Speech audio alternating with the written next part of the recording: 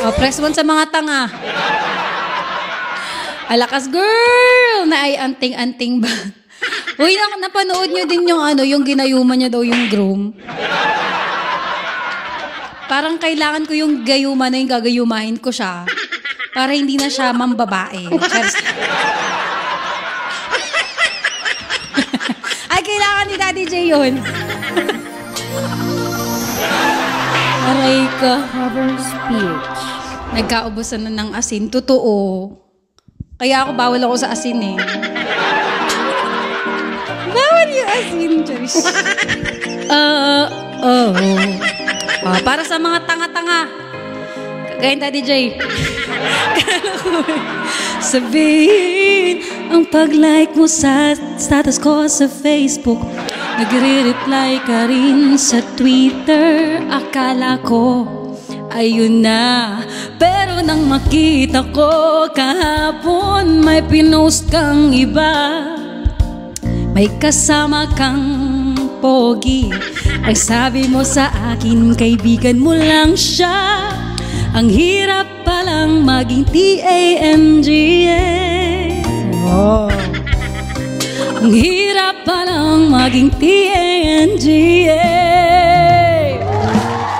Pinapaasa mo lang ako kasi alam mo na crush kita. Oo, na crush kita. Pambihira o nang dati pa. May patanong-tanong ka pa kung sino yung nasa Facebook status ko. Hoy! Tungkol yun sa'yo. Daddy J, oh. Parang bagay na bagay kay Daddy J to. Lang ang boyfriend mo. Oh. Parang gusto ko nang sabihin ang feelings ko na tinatago sa'yo. Para na kung pulis makastalker sa profile mo. Ano ba? Pero nang makita ko kahapon post mong may kasama ka, ang mundo ko'y biglang nag-iba. Pakiramdam ko, hoy, baby mo yun oh. Ang hirap palang magpakatanga sa'yo. Nauubos na ang pera ko. Pinapaasa mo lang ako kasi alam mo na crush kita. Oo, na crush kita. Pambihira o nung dati pa. Nagpapadala pa ako ng flowers at teddy bear. Hoy! Pero ako na lang, inutusan mo pa ako. Tuloy, napaagaw ba pag hinala ko sa'kin may gusto ka? Nagmumukhang sira, iniisip na may ibig sabihin yung message mo.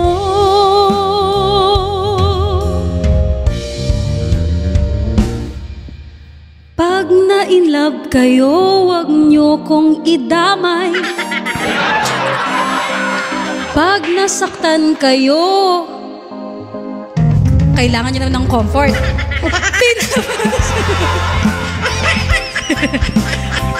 Sorry. Oh, na-crush kita.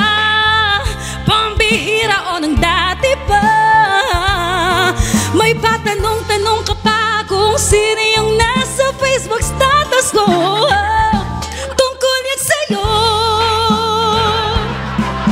Pero kahit na magpapadragon pa din sa'yo.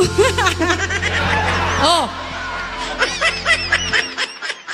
Grabe ka na, Daddy J. Thanks for watching. A like would be appreciated. Ay, nako. Sabi ko nga kay Daddy J, pag nasaktan ka dyan, wala na ako dyan. Pagod na kami mag-advise sa'yo. Charis lang. Uy, char lang yun, guys. Oh. Ay, Ash.